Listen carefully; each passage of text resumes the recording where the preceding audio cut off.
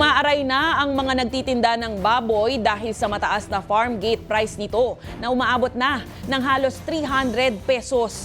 Samantala, hihigpitan pa ng Department of Agriculture at Trade and Industry ang monitoring sa bentahan ng bigas matapos mabisto ang isang warehouse sa Bulacan na pinaghahalo ang mga bago at lumang stock ng bigas. Ang balitang A to Z ni Ace Cruz. Sa isang supermarket sa Quezon City namimili ng karneng baboy si Nanay Roda dahil minsan mas muraan niya kumpara sa presyo sa mga palengke. Minsan nga nag-aano pa sila, nag-buy one take one pa sila. Walang tawad doon. Okay. Presyo talaga sila din.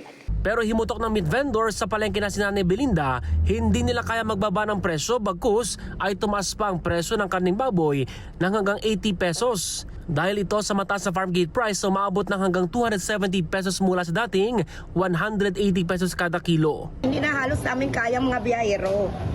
Sobrang taas. Ang tao umaatras kasi sobrang rin taas ang aming binta.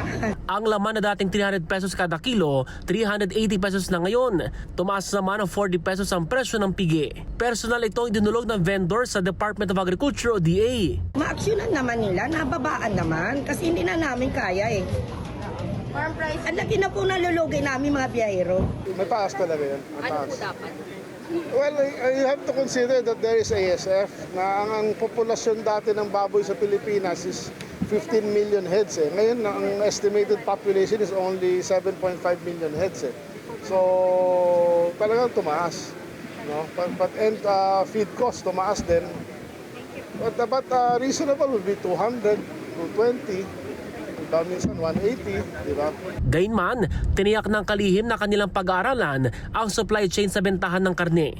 Habang sa usapin ng pagtatakda ng maximum SRP sa presyo ng baboy, patuloy pa nila itong binabalangkas bago maglabas ng desisyon. Earliest na siguro is March. Pero depende yan kung komportable na kami sa aming data eh.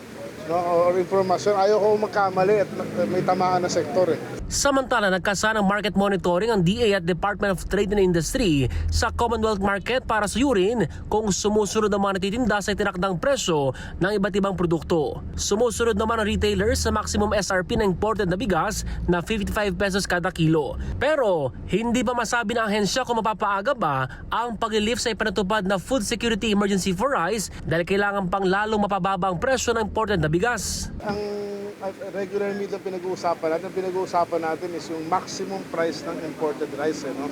Dapat bumaba siya to 42 to 45 level. That's one trigger para mahinto na to. Pati ang pag-ubos sa 300,000 metric tons na stocks ng bigas sa mga warehouse ng National Food Authority o NFA na una nang iniaalok sa government agencies pati sa lokal na pamahalaan para ibenta ng tig 35 pesos kada kilo. Kasunod ng pagkakabisto ng National Bureau of Investigation o NBI sa isang bodega ng bigas sa Bulacan na pinaghahalo ang iba't ibang klase ng bigas sa luma, paigtingin ng DA at ang DTI ang monitoring lalo na sa mga palengke kung saan end consumer ang mabibiktima. Para sa Balitang A to Z, Ace Cruz.